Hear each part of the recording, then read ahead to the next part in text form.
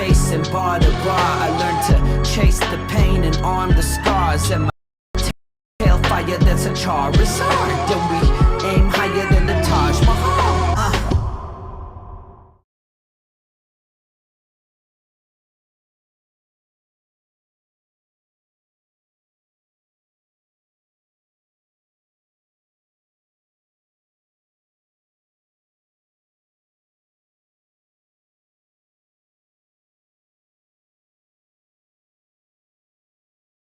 You're muted.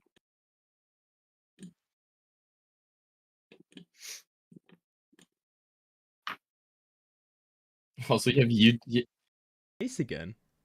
Okay, also, so now you can hear me. You have YouTube Studio on right now too, on stream. That's funny. That's hilarious. That's even worse. I just have the real YouTube Studio on right there. Okay. Listen, if you're new here, part of the charm, part of the makeup, is that we're trying to do something that maybe even we don't really fully comprehend, but we are trying hard to do it. You know what I mean? And I think there's something there. There's probably something to link. But yeah, look, ultimately what I was saying there when I was muted is the introduction. My name is Mike. You can call me Kaiser. My co-host here is, of course, Sky, or you can call him Josh. How you doing, my guy? It could be better, obviously. Yeah. But first, I want to say you better watch out with those tabs because you're on Yahoo, and some of those ads do be crazy. So I'd recommend you just not show it at all, to be honest. But yeah, I mean, it's been okay. I mean, you guys can see the title here. We didn't want to post a video. We're just gonna do the podcast on it. It's probably not gonna be that long, guys. The podcast. We just want to talk about Akira Toriyama, what he meant to us, or what his work especially has meant to us. Because it's not like we knew him as a person, but yeah, I mean, like it almost feels like he was like a father figure in a sense. Even though he was a mentor. Yeah, he was a mentor because he introduced principles into each character, and he humanized everyone to make them relatable, and so that you could see exactly how it applies in everyone's lives, and they put. I thought we'll get into it. I could go off right now, but I think we will in a little bit. Thank you for everyone for jumping in. We have a few people in the chat, so let's just see what they're saying. How have you guys been? Obviously, some big news, to say the least. Sad news. But just checking in with you guys, seeing how you're doing here.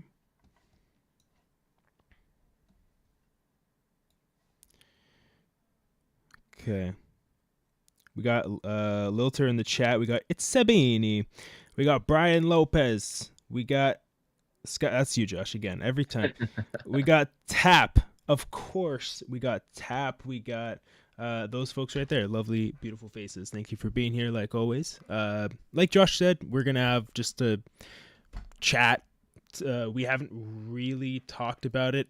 I found out through Josh, so I think this is maybe an interesting way to kick off the conversation. Was it after... So we did. If anyone was in our Thursday stream last week, we did the chapters. It was at 6, I believe it was. Yeah, chapter 6 of Dragon Ball Kakame. Yeah. And then after that, I'd say about 2-3 hours after we ended stream, I got pinged on Discord by someone from a different Discord, not our own, and they just sent the news. I was like, "Whoa, hold on! This could be some I'm not trying to give Facebook or anything some strays, but I thought it was one of those Facebook things because I mean, I've seen before Jackie Chan has passed away on Facebook. I've seen crazy. I've seen something Oda was getting sick, the creator of One Piece, really bad on Facebook before, and that was 4 or 5 years ago. So I was like, okay, is this on Facebook? And then apparently the tweet came out from Dragon Ball Official English, and I was like, dude, this can't be real. And then I read it all, and I was just like, what the fuck happened? And I know, and then I called you immediately after. But it's very Toriyama, in terms of us getting the news a week later, because Toriyama never had a cell phone. He No, never. yeah, he never used a cell phone. He actually Wow. went through the internet via email. So what's crazy about how Toriyama lived his life is that he doesn't not know, and you could say this like I can say this confidently. He did not know how big Dragon Ball and Doctor Slump was, and Yeah. Super and all. He didn't like he knew it was big, of course. I mean, the money's coming in, right? But in terms of how big and how impactful it was for, I mean, kids in general and adults, everyone of every age, uh, he didn't know, and I'm known, and I'm sure now he does. Obviously, looking up, but or looking down on us, but um, yeah, it's crazy because like he his all of his stuff was via email, which is interesting. So yeah, to get the news a week later was definitely not surprising in terms of it was Toriyama and he kept everything secretive, and obviously, right? And Um, just family, yeah, family. of It's course, it it's didn't need their to be public. decision, their way to Exactly. It's up to them. Exactly. And it's very Toriyama like too with his funeral service doing like the just very close friend, like nothing public at all. It like yeah, I mean obviously for good reason, right? It's just Yeah. how he probably wanted it. But yeah, that's kind of how it went down, I guess for me. Like I just saw it on Discord, I couldn't believe it. And I mean even now somewhat I still can't believe it. Yeah. No, I think that's like been the general feeling is like we don't believe it yet. Yeah. Yeah. And so like that's been my sitting feeling for sure, my resting feeling. Like Josh mentioned, he calls me, he lets me know about it. Uh and then I just kind of kept thinking about how like Dragon Ball was like, I was like one of those guys where I was like, yo, Dragon Ball was my friend growing up. Like it was like Josh, you know what it is, like you care about those characters so much, you know what I mean? And the story that's going on, you're so invested in it. And when I was a little bit younger, I didn't have that many friends, so I was like, I didn't have many friends. I know I don't have to say, I don't have to go into it. Anyways, so Dragon Ball was my friend. Okay, let's go, Krillin. Um, Yeah. and so it was, but like when you spend so much time in a show, the the it's pretty good to know that like that show at least is like instilling really solid principles. And I think that that's something that like I've seen so much content around, just like everyone talking about and recognizing like how incredible not only the story has been from a character evolution point of view so far and just like under his umbrella, but Mhm. also just like man, I lost my train of thought, I'm not gonna lie, but I think I got the point across. Yeah, And yeah. Uh, I guess we can talk about like, your favorite like moments. I feel like that really got you into being like, yo, this is different. Like I love this. Like this is my thing.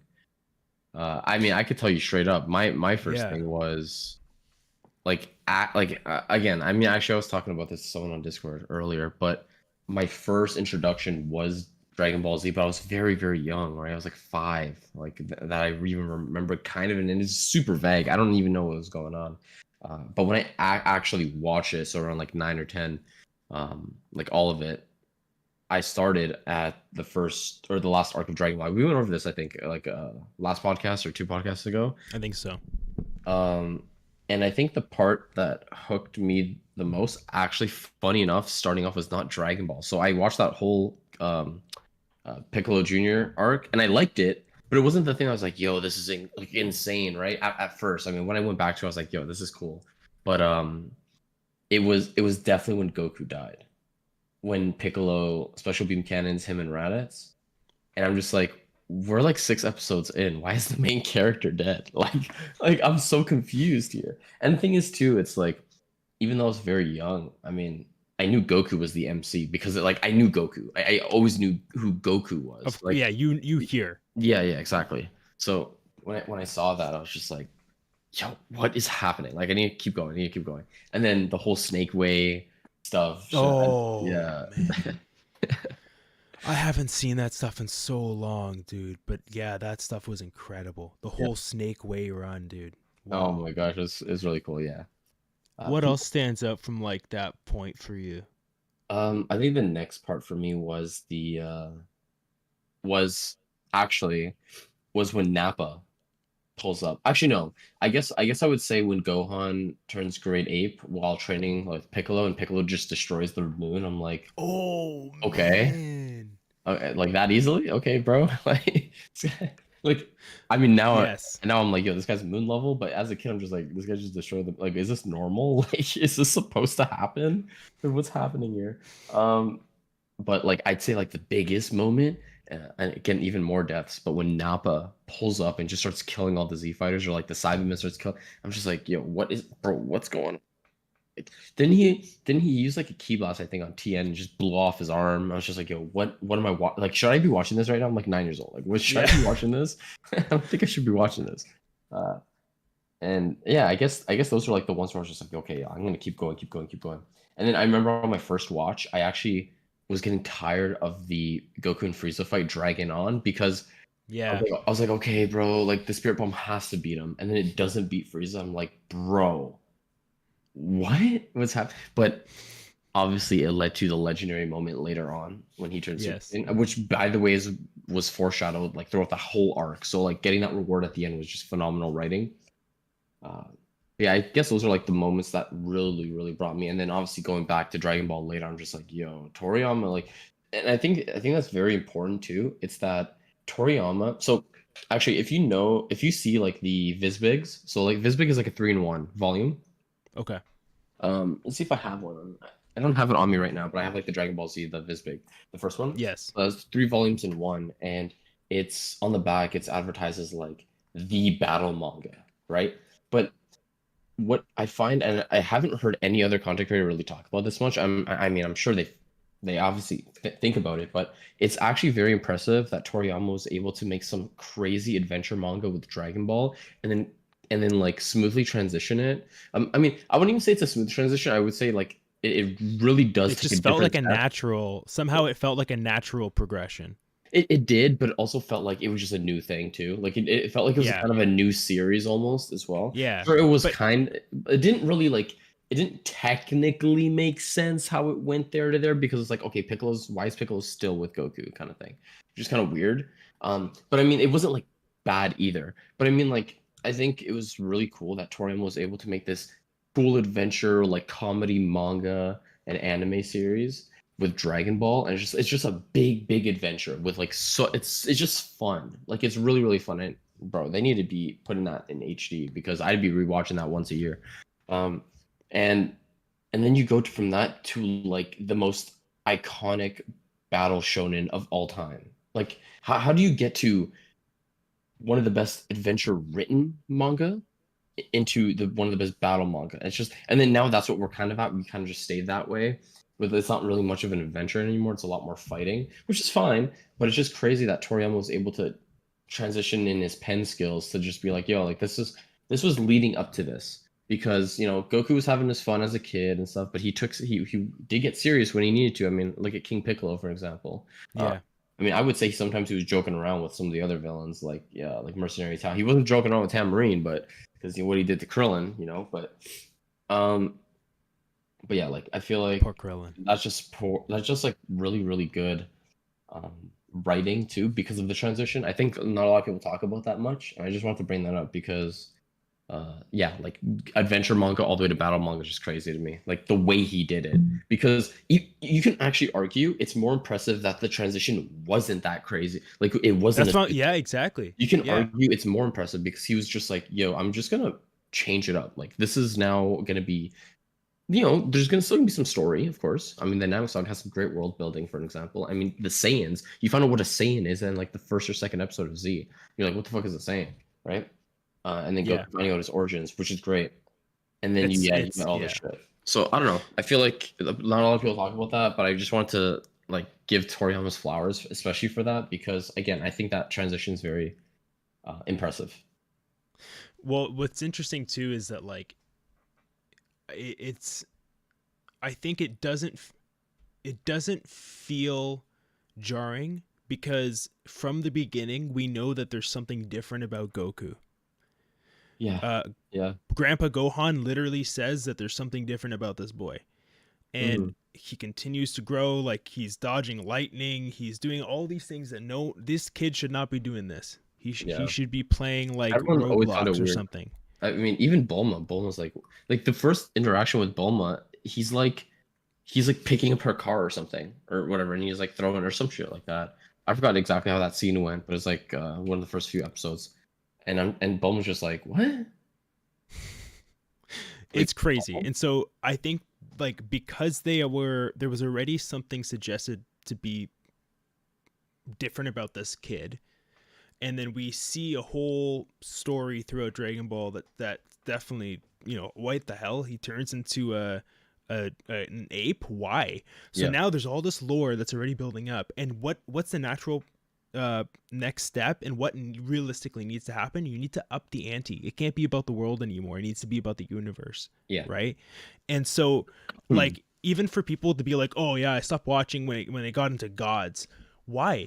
When it went from the threat to the planet to the threat of the universe, now it's a threat of the universe. Like, don't worry, it's probably not going to get any crazier than universes, but like, this, it was a natural next step as well, because if Dragon Ball Super came in and it was just more of Dragon Ball Z, I don't know if that would have done as make it. You go Yeah. back and you watch it, it's great, but I think them coming back with like a fresh pair of eyes, seeing how media has grown, whatever. Like, we literally got in Dragon Ball Superhero, we got Piccolo with a phone case and like little thing. They're Yeah. modernizing it, they're making it so that like everyone can right. So from a Mhm. written perspective, but I guess that's now, Yeah. here's my question to you though. That stuff Sure. doesn't really show up in Toriyama's work though, What do you mean? right? Like, does it? Now that's my question to you. With when it comes to the Broly movie, not the Mhm. Broly movie, The superhero one? Superhero, because you said there wasn't much in it. There was like 5 page, like, not a lot to that battle and all that stuff, right? Oh, for the manga? No, for Yeah. Broly. For Broly, that was Broly. So for Gohan, we got a lot.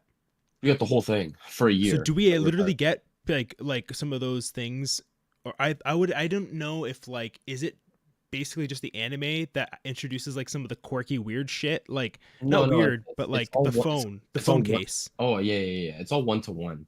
So Okay, like cool. yeah, and Toriyama, what a lot of people don't know is Toriyama wasn't for a lot, and I won't say all because it's not confirmed for all, but for a lot of uh the movies in Dragon Ball Z. So I'm not counting, like, I'm not being technical here. I'm not talking about Battle Gods or Rise of FZ. I'm talking about like original Dragon Ball Z movies. He didn't have too much of a part of it. I mean, I'm sure they obviously talked to him and be like, yo, like, this is the concept here. What do you think about this? Does it ruin how you're kind of writing your stuff?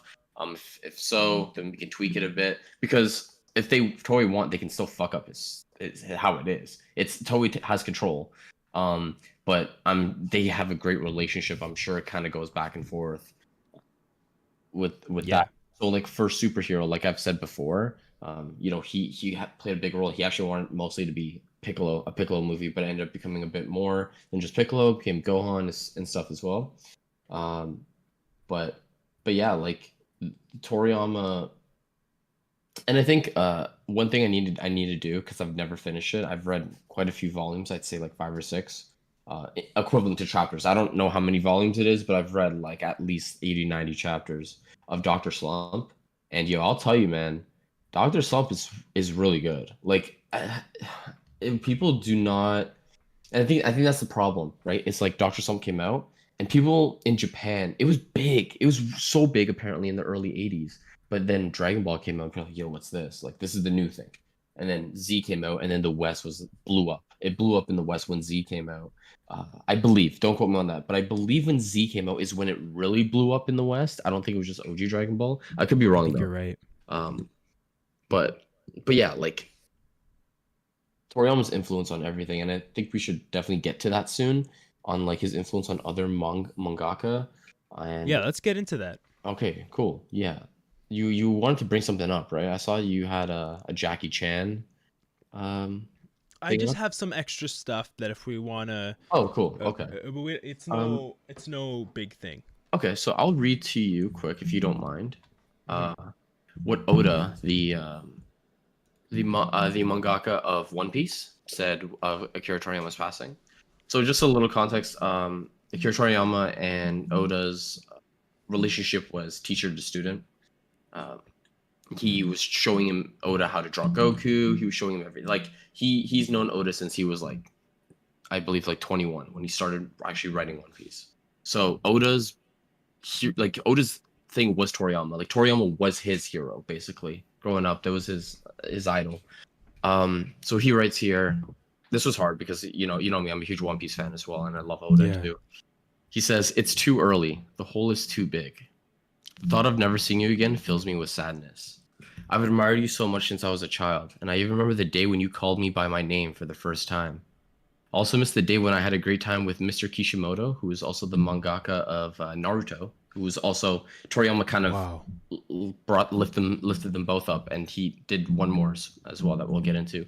Had a great time with Mr. Kishimoto on the way home from the day when he used the word friend for us. Also remember the last conversation we had. He's one of the people who took the baton from an era when reading manga would make you seem stupid. He's not wrong. And created an era where both adults and children read and enjoyed manga. He showed us the dream that manga can do things like this and that we can and we can go to the world. He gave it to me. It was like watching a hero push forward. The excitement he experienced when he serialized Dragon Ball is probably rooted in the childhoods of creators who are active in all industries, not just manga artists. That existence is a great tree. For manga artists of my generation who have stood on the same stage, the closer I got to Toriyama's works, the more I realized that they had a greater presence. Almost scary, but I'm just happy to see an easygoing man himself again. Because we love Toriyama Sensei on a blood level.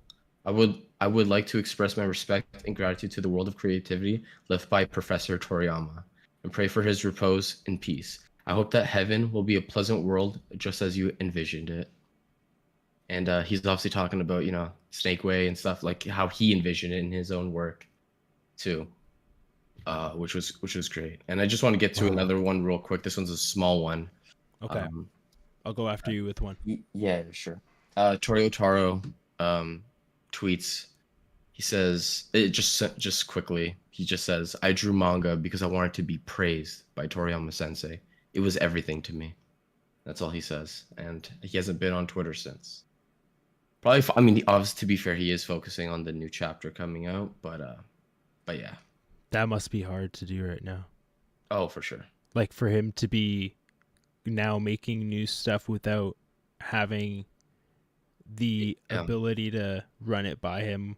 And he's already working on 1104 because how the super manga works is Toyotaro has always been 1 month ahead.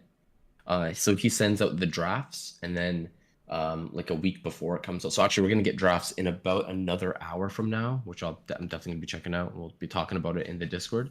But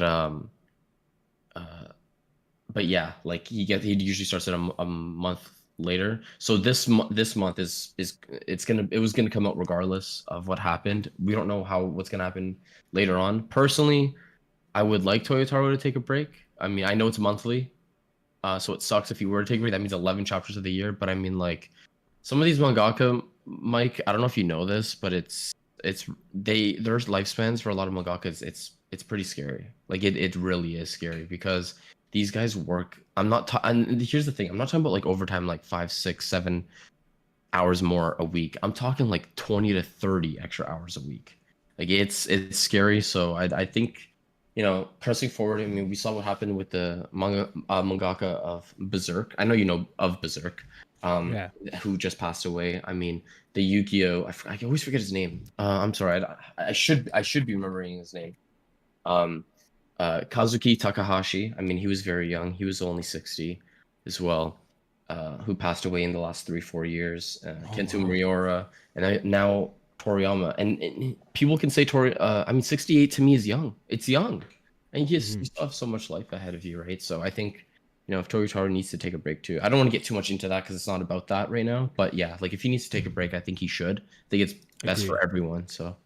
Yeah, I agreed. I think it's important for your health too, right? Like that this is a very profound thing, like as you've built up, and it's if you want him to be able to work, and you know if that's the hours he's going to work, okay, you need to give him some time so that he can get to a place where he can do that. Because you know why don't you just bring on? Is there anyone else that can make some filler, like a filler book, just for one episode, one chapter? Sorry, just give. It's okay. We'll take we'll take a filler one. That's okay. Hmm. I mean, I I wonder. think that maybe introduce the robot. Yeah, I wonder if I'm pretty sure he will, for sure. But I can't wait to see like Toyotaro do some sort of tribute like panel or something, uh, of Toriyama.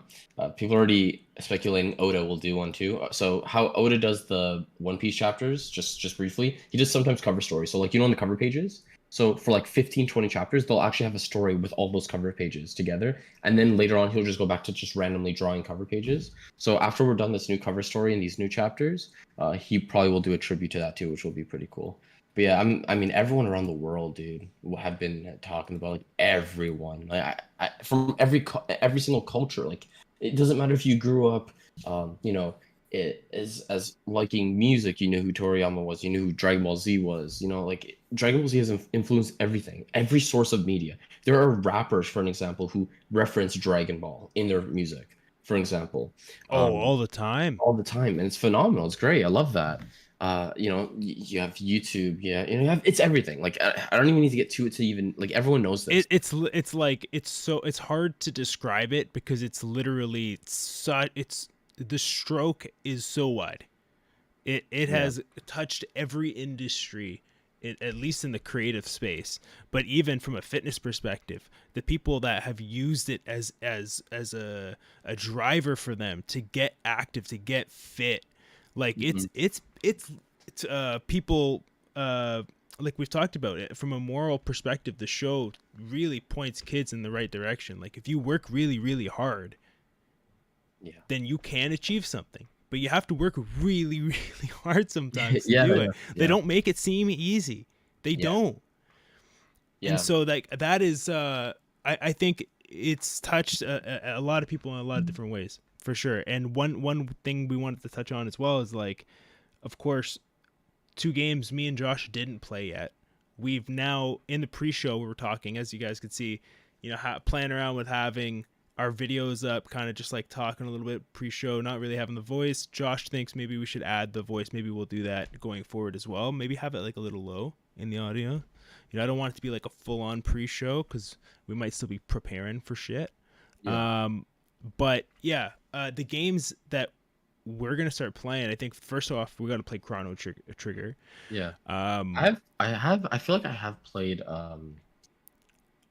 I think I've Dragon not Chrono Quest. Trigger.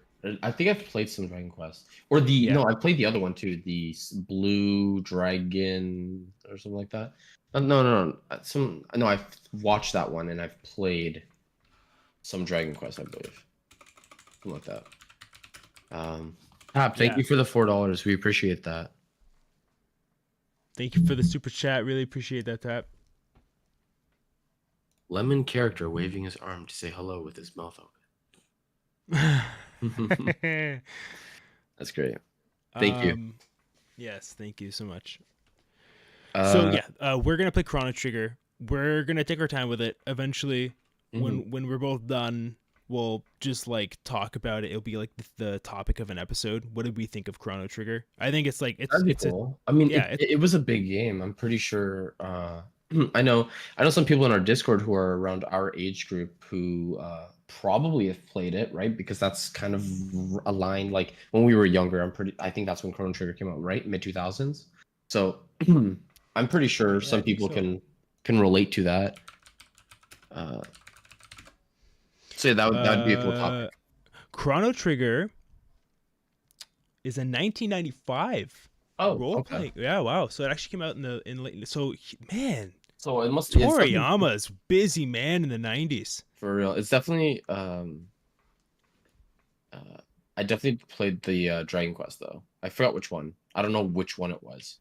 It's definitely one of the later ones though. I think it was Dragon Quest 3. Let me see, or 2. Dragon Quest 2, I think. Is it Dragon Quest 2 or 3? Could be 3. Let me see. Also, I'm gonna Yeah, back it's up yeah, it's there. this one. This one. Yeah, this is a cool game. When did it come out? I think it came out in like the early 90s. 88. Sick. Yo, you could play. Oh, oh, you could. So listen to this, Mike. You can Okay. actually play the Dragon Quest games on Nintendo Switch now. They have an HD remake. That is fucking incredible. Oh And that is something I definitely will be doing. Okay, so I'm gonna look that up right now. I'm sure you That's could awesome. basically have Chrono Trigger up on screen. This is kind of what that looks like. What? So what game are you gonna start with?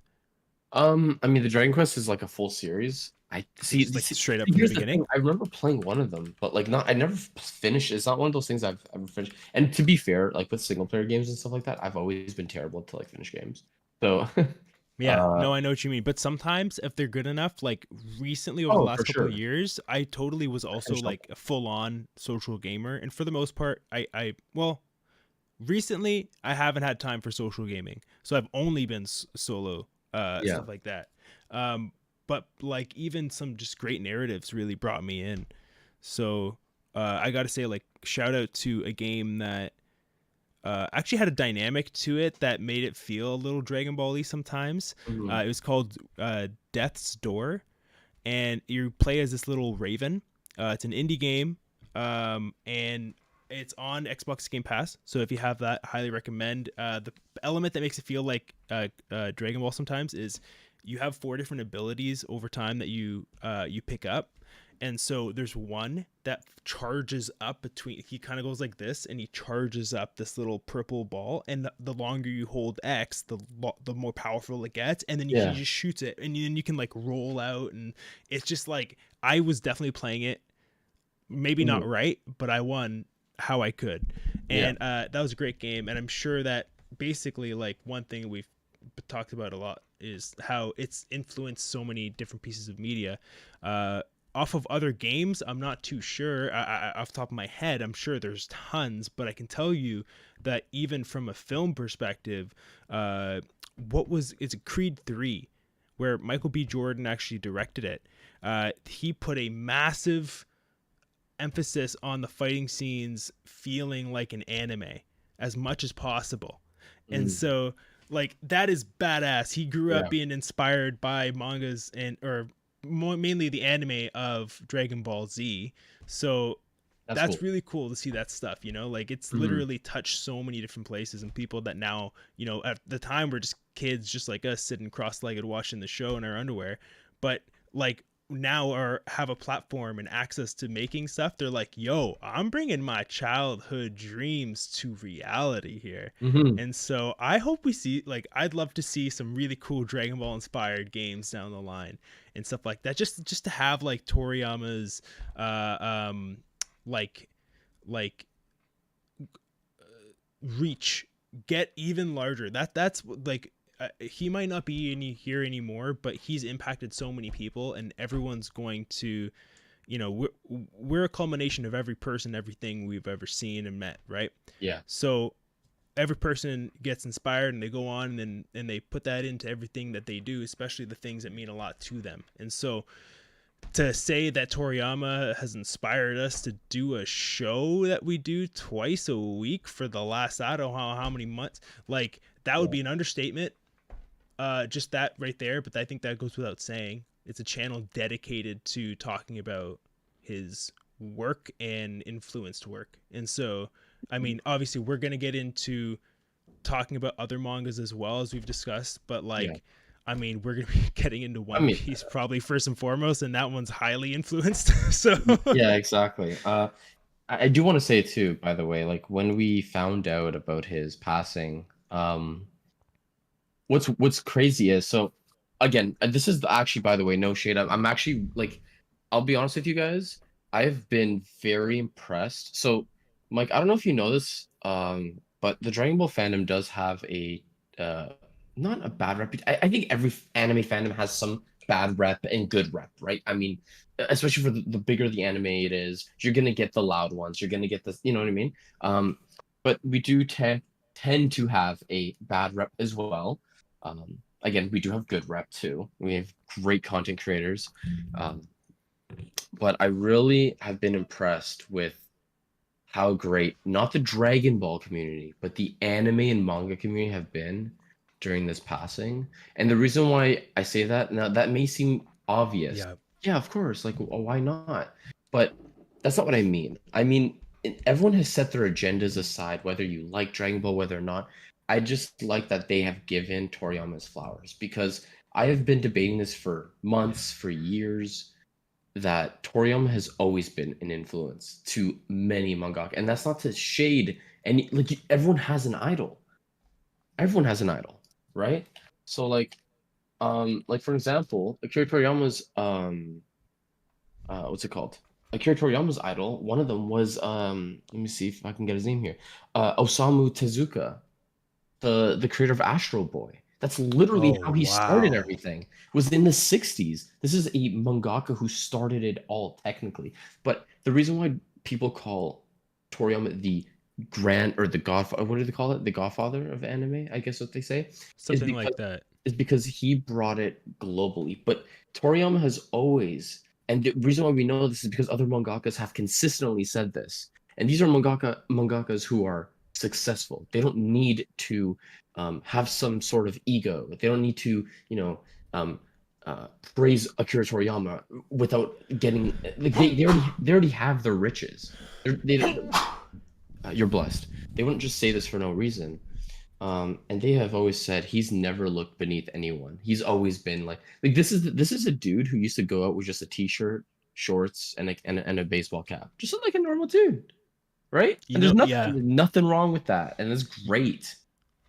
So, okay, so I have a couple things. One thing coming off of that is I was a little saddened to hear because I've ripped on the I'm someone who ripped on the tracksuits a lot for Gohan. And I learned that Toriyama loved tracksuits. He always used to wear tracksuits. So that's why he put a tracksuit on Gohan. And I'm over here bashing Gohan. You know what? Hey It's man, cool. it's Let's put fine. some spec. Let's put some spec on the green tracksuit. No man, I Okay. still don't like it. I love you, Toriyama. I still don't like the tracksuit though, bro. Okay, that's fair. That's fair. Maybe Um, if it was a black jumpsuit or something, maybe if it maybe wasn't green. maybe it would have looked a bit better. Maybe Yeah, if Gohan looked like he had muscle under the tracksuit, yeah, that would have helped as well. yeah. That would have been good. But yeah, to off what I was saying, like they've always been saying like how like they've always praised him for just being a genuinely good guy to be around. So I don't know. It's just I don't even know what I originally was saying, but I guess I could just bring it right back to like everyone has an influence, right? And I just really like how the anime and manga community have really got together and kind of just like, you know, because in my opinion, it wasn't only Dragon Ball fans who were hurting, it was everyone because people understand that without Toriyama, they don't get some of the animes, or at least they don't get it in the way that it is now. So you can debate Oda maybe still makes One Piece a bit of years later, but it's never the exact same how it was because if Dragon Ball was never a thing, you don't get the whole power system thing. You don't get you don't get all of what made transformations. Like people like to say there's been transformations before Dragon Ball Z, sure, but what popularized it, right? And that's what I mean by the by Toriyama being very wholesome and humble is because he knew where he got his roots from. He's always shout out the people that he's always looked up to. He's not one. He was never one of those guys who was like, "Oh, I'm popular. Yeah, it was all me. It was all me." No, it was never that. He was never that kind of person. Yeah. So Yeah. yeah, it's just Yeah. I think actually coming off of that, I want to say there is a last word from Toriyama. So let me pull that up here. Let me see. So we have it up on screen. Akira Toriyama's last statement was released after his Lifetime Achievement win at Tokyo Anime Awards. So of course, this is just a written thing here, but there is also a wink to like obviously he knew his health wasn't good. yeah. But we'll get into that. So let's go into it. To be honest, I've never had much interest in anime. And even when my work was made into animated format, I feel embarrassed to admit that I did not watch much of it. Apologies to the staff. That's the first part there. Mhm. Then it goes in to say, about 10 years ago, out of the blue, I was asked to revise the script for the Dragon Ball animated film, and I drew some simple designs for the characters and backgrounds. Sorry, we got Okay. we got Red Ribbon Rocky here. I'm listening. I'm listening. We got Red Ribbon Rocky and Red Ribbon Dad. Just Yo, pass by. Josh looks straight like like he just escaped from jail. Like he's got the wanted T-shirt on right now. That's hilarious. Yeah, I mean, I'll just at the end here. I'll just get into the last couple slides. One of my most unforgettable memories in animation work is when I met the late animator Toyo Ashida for an anime project called Kosuke Kasama. I'm gonna butcher these, so sorry. Yes. Rikamaru Sama, which was produced for the Shonen Jump original. The project did not have a manga, so a meeting was held. He was, sorry, this is covered. An amiable person, I believe. He was an Thank amiable. you. And we quickly bonded. And every time I saw his drawing style, I was moved by the careful and swift touch. I thought, all right, I guess this kind of touch I need to speed up the drawing process and make Dragon Ball look much more smoother. Okay, Josh, do you want to read the rest of it? I feel like I'm getting off, and I don't want to. This is one I don't want to mess up. The drawing time was reduced to about 2/3 of what it used to be. We influenced each other in many ways, and I think it was truly fulfilling time. I pray for the repose of Ashida-san's soul.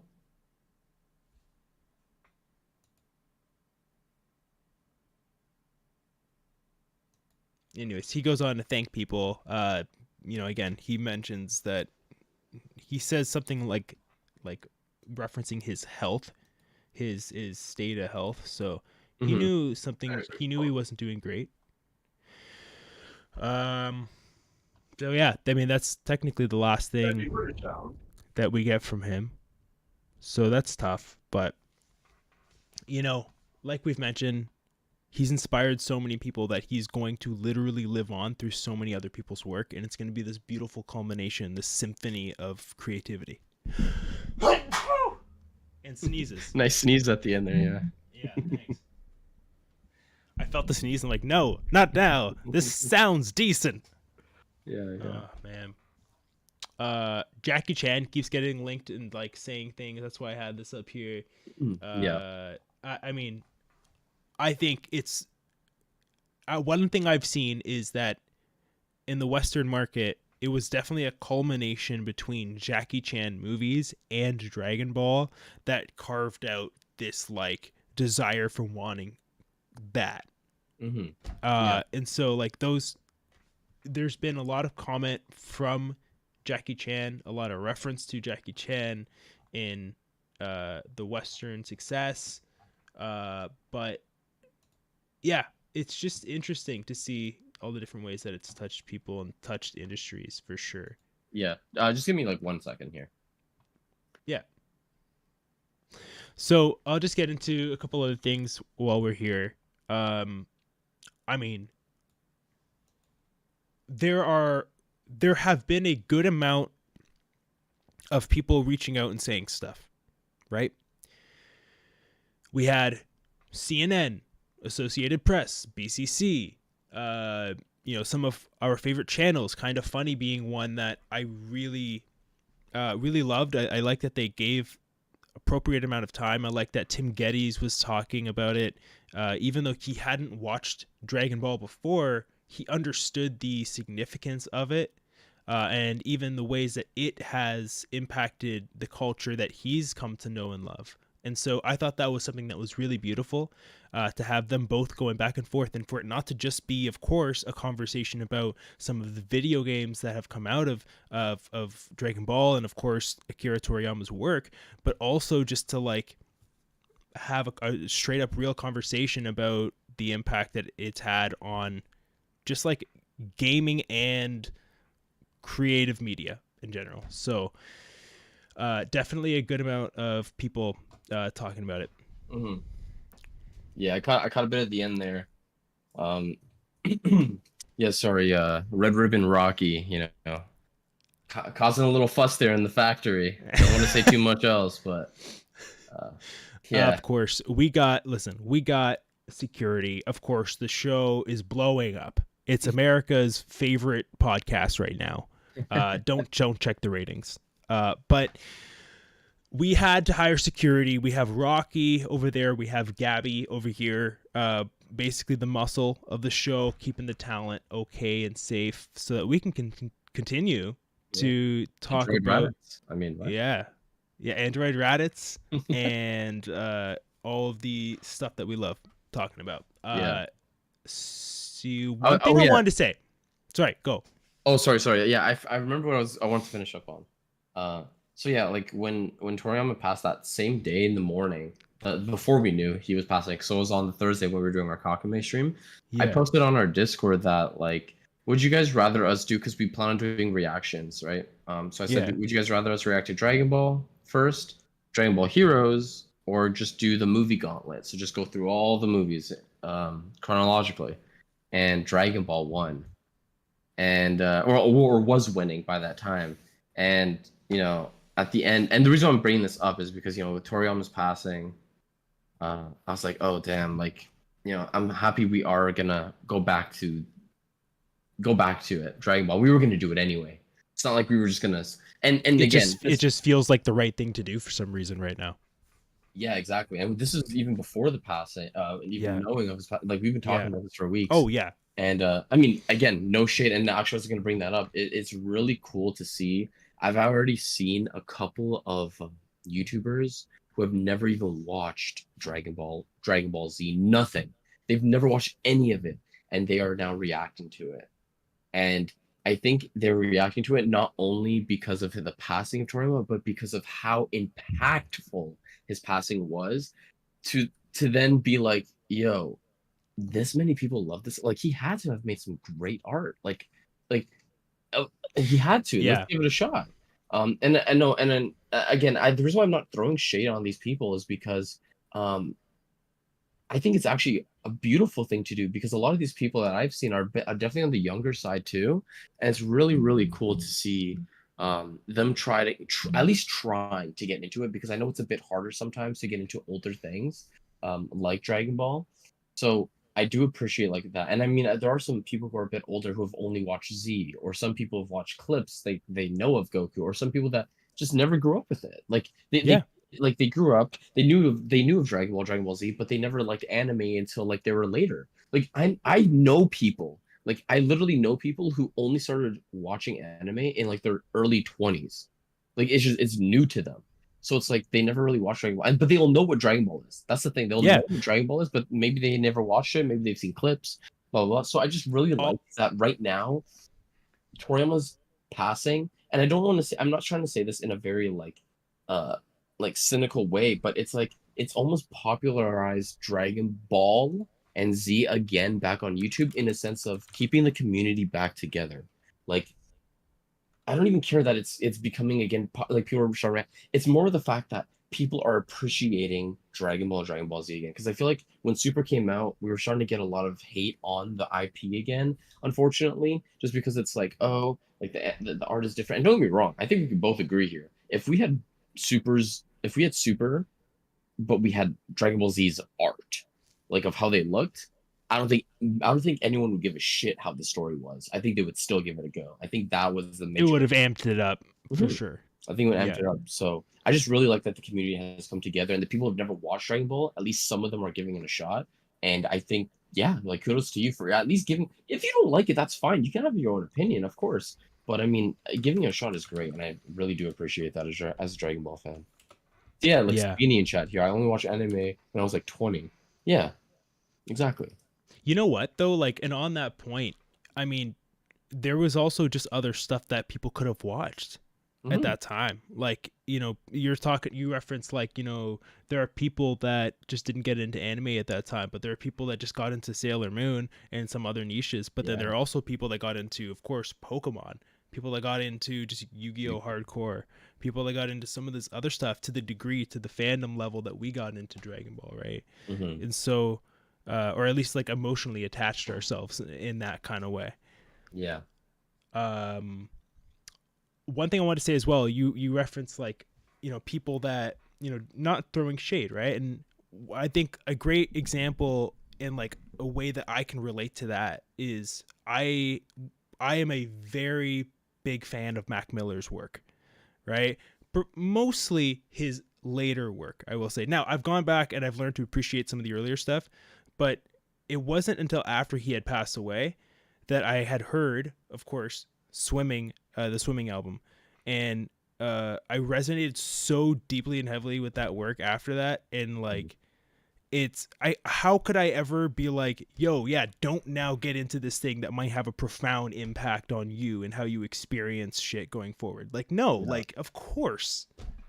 Yeah, I think if you approach it in like a just a natural way, it should never feel like it's a scummy thing to do, because it's like, for an example, like, yeah, like, when Mac, passed, it'd be like, oh, I've never really listened to his stuff, but I've never really like, and the thing is too, it's different to be like, oh, I never really liked his old stuff, and then he passed away, you're like, oh, I like his old stuff now. It's like, that's different.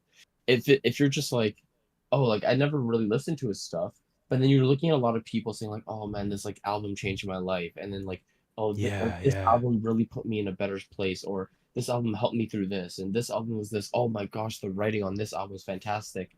The bro. instrumentals on this, and then you're kind of like, yo, there's a lot of praise on like especially this album or this album. Maybe I'll Yes, just give it a yes. shot. Like that's different because you're actually looking, and I think that's why a lot of creators are like, yo, people are talking about like Dragon Ball like it's some like god of some sort, like it's a religion to them, right? Yeah, And in yeah. some ways, like not trying to be disrespectful, but in a way, it kind of like there are people who were have posted videos since his passing, and you know in an and they were talking about how like it literally changed. Like there was one person I was watching, and he said he didn't have many friends too. Like it's not that he didn't have friends, but he had his friends. And his friends were the Dragon Ball Z friends, right? He had like some Dragon Ball Z friends, and they would go outside and try to do Kamehamehas with each other, power up. But he used to run home to go watch the newest episode on Toonami, just to be sometimes pissed that it was a rerun, but he would still watch it anyway, right? So just like it's just that kind of thing, like Dragon Ball, just to go home, like to be in that era where just to go home and I want to watch Dragon Ball, like it's gonna be on at this time, was just something I didn't get to see as much. I only did that with GT, kind of, and even then we were using like like the cables that had like 300 channels. Like I had to put it on like all the way, and it started at 6 GT. I remember 6 p.m. So like I would barely get time to watch it because like my TV upstairs didn't have cable. I was just playing games on it, so I'd just be playing like SpongeBob or whatever. But I always got to watch like Yu-Gi-Oh and Pokemon when it was airing. But with Dragon Ball, it was only GT when it was airing. I never got to experience the Dragon Ball and Dragon Ball Z like full air. Like I told you, I only got to watch rerun stuff when I was even younger. Yeah, But yeah. but yeah, man, like just great moments with Akira Toriyama's work. And again, like that's something we should definitely do at some point too. Again, guys, we don't want to promise to do too much all at once, but we definitely should at least do some sort of like at least a chapter of Dr. Slump just to I'm try it out. down. Because I mean, I've read some Dr. Slump, like I've said. It's been years, but I have read it, and the stuff that I did read, and by the way, me stopping does not mean I stopped liking it. This is the same person who like stopped watching Lost at like season 4 and then came back, and Lost is my favorite show ever.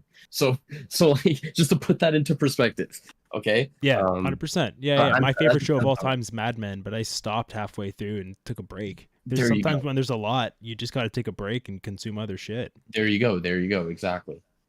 So Dr. Slump was fun, and you know I'm what? down to do that as for like a manga lookout like Yeah, project to like to dude. get into that. At some points, like Dr. Slump is actually sometimes funnier than Dragon Ball, bro. It's pretty funny, because it's mostly just gag. It's a gag manga because you know who Raleigh is, right? Or Rail Actually, she actually had an appearance in one of the in movies, Super, didn't she? in Super, and in a movie she has like a small little cameo. An older movie, right? Yeah. Yeah, Okay.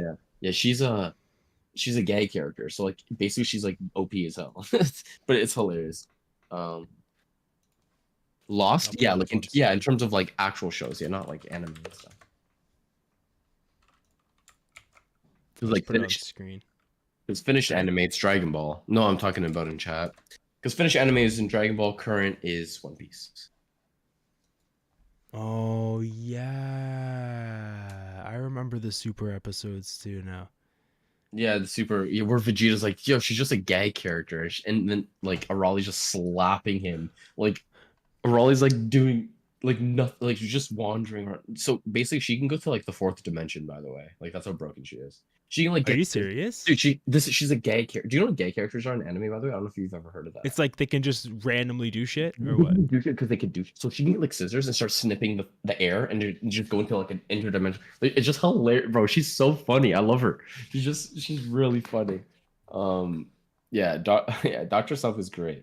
Don't, dude. By the How way, does the she get her cover. powers, or do I just like I not don't. I know actually don't that? even remember to be honest. But Doctor Slump, like, look at the covers are so good. They're so cool. Oh I'm my going through them gosh. right now. They're so nice. Oh, by the way, I tried to actually get a hold of Doctor Slump Volume One. It's $85 for the first volume. Yeah, the other ones are actually all like serialized really well. I can actually pick up those ones, but Volume One I cannot. Like it's just nowhere to be found. It just So are you sucks. gonna do it or no? No, I'm not gonna do the Don't 85. rush into No, that. No, no no, way, no. dude. I'll eventually try to get it for cheaper, maybe on Facebook Marketplace to collect. That'd be great. I want all of Toriyama's work on my shelf when I eventually get that built. But yeah, like Dragon Ball is gonna come to the channel. I mean, more manga after Kakame. I mean, even with Kakame, right? We could do like two things. We will see how everything goes, and then obviously we want to branch out too. But we want it to be a smooth transition. Of course, we don't just want to go like next week. Oh, by the way, guys, next week we're doing My Hero Academia, right? We kind of just want to get that transition going, let everyone know what we're doing. Push Also, that when out. we want to get into. Yeah, exactly. And then maybe push out a very cheap like Patreon because we can't do a full on uncut on YouTube. Unfortunately, we can't. And we could do like trials too, Mike, which is cool. Like we don't actually have to get people to pay for the Patreon for like a 7-day period too, just to see if they like it. If they don't like it, that's fine, right? They don't have to. But yeah, like YouTube uncut, they're like no, bye. They will give you the copyright strike quickly.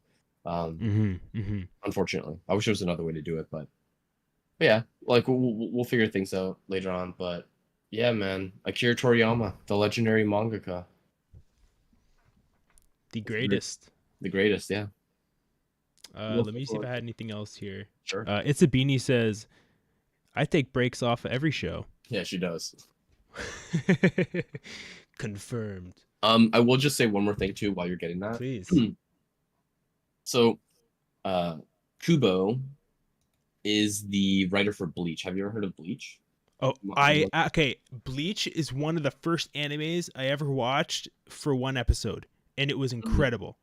Yeah, but I never went back to it. Another one I really, really, really want to watch. So that's something. Okay, we could.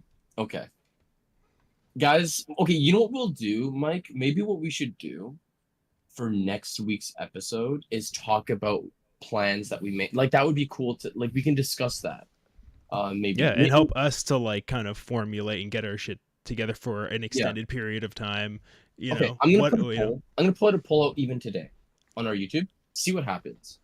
See what happens on our YouTube. Push that on Discord as well. Most importantly, get on our Discord. But yeah, YouTube community, follow on that too. But anyways, yeah, Kubo. So he's the mangaka of Bleach, and so I'm just gonna read this little part here. Apparently, this was fact checked. Apparently, people thought this was a rumor. It wasn't true. But apparently, throughout the years, it's been fact checked true. The story goes that Kubo put together a first pitch of Bleach for Shonen Jump, so putting his first chapter out. But the magazine's editors passed on it. The harsh rejection left Kubo questioning whether he belonged in the manga industry, despite it having been his dream since grade school. A 2008 interview with the Los Angeles Times via the Wayback Machine repeats this, claiming that Akira Toriyama saw the pitch for Bleach and wrote a letter to Kubo, encouraging him to stick with it. When Bleach was pitched again, Shonen Jump agreed to serialize it, and the rest is manga history.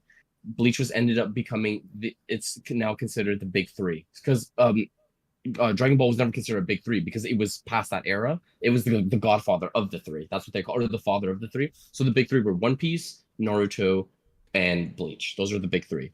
And then it says here, the tale is similar recounted on the Bleach fan wiki, and even outlets like Crunchyroll have repeated it. In some versions, the reason given for Bleach's rejection is being too similar to Yu Yu Hakusho. I believe both of those things are true, though. So I believe the Shonen Jump were kind of didn't like the Yu Yu Hakusho. So I think that's what it was. They didn't really like that it was similar to Yu Yu Hakusho, apparently, when it kind of is, but kind of isn't. There are aspects later on that aren't. Things can be inspired. It's not a big deal. Of course. But I guess with the whole thing was Toriyama gave a pitch to Shonen Jump, and me and people like Toriyama, they talk to Shonen Jump, and they're like, "Yo, I like this guy. I think he's great." They're gonna put him. They're like, "Thanks. I love this coffee." Yeah. You know who else likes coffee? This guy. Exactly. But Shonen Jump also does dumb things too, like what? When Naruto finished their last chapter. So you know how in Japan when you get the new chapter, so there's a Shonen Jump magazine, right? So you get the new Shonen Jump the magazine of the week. So in that week you get all the weekly new chapters of all the Shonen Jumps, like the one chapter. So you get the new chapter of Dragon Ball, you get the new chapter of Naruto, you get the new all in that one little magazine. It's great. Wow. And on the cover, like you usually have like the main thing of that week, and then you have like the surrounding cast. So like let's say Naruto, since it's Naruto's last chapter, you would have Naruto in the middle. Obviously, it's the last chapter to tribute it, and maybe like you'll have like Goku in the side and like people of that week, right? People like Oda, for example, the manga of One Piece, got pissed off at Shonen Jump for not putting Naruto and Kishimoto, the mangaka, in the front cover after their last chapter. Like, bro, they've been with you guys for over a decade, and you're not even gonna put them on the cover for the last chapter. Like, how fucking dare you? What made the chapter cover? I don't remember what was that, but apparently it's like a collective of things. But it's like, surely you tribute that 1 week. For Kishimoto and Naruto, right? Surely you do that. I mean, but Shonen Jump can do stupid things. So, what is that referred to again? Shonen Jump magazine. Sorry, what are you gonna say? Oh no. That was all I was basically gonna say. Like it's just crazy to do that. But yeah, I mean, Shonen Jump does great things too, of course.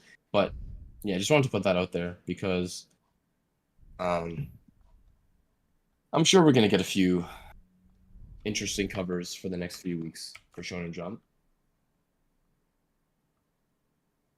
So, putting in I think what is the cover that you're referring to? Yeah, this has been it's weird to say a good episode, but I think a healthy reflection and discussion around the works of an incredibly talented man, to say the least.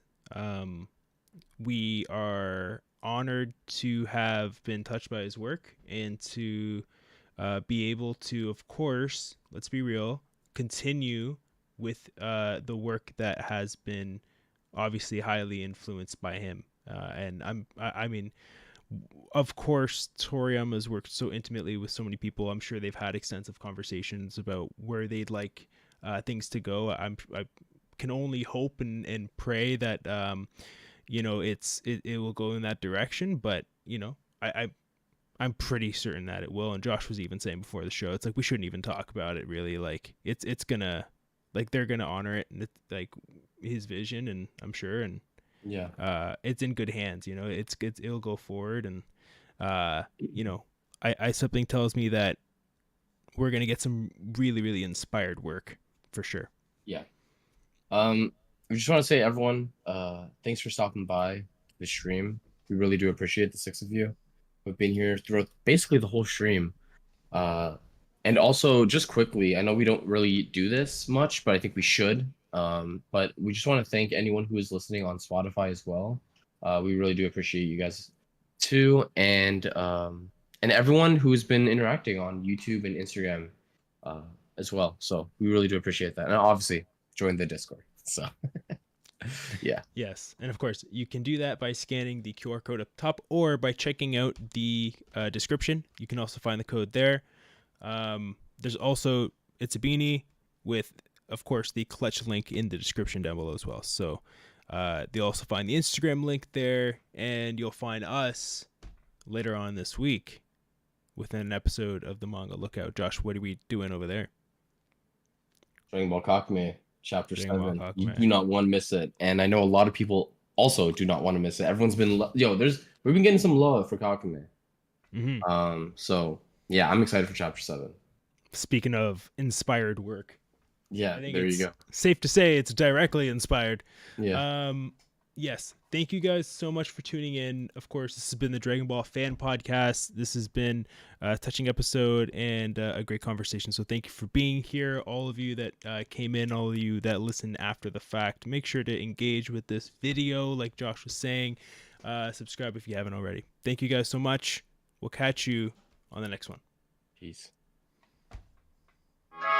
Face to face and bar to bar, I learned to chase the pain and arm the scars. And my tail fire, that's a Charizard. And we aim higher than the Taj Mahal.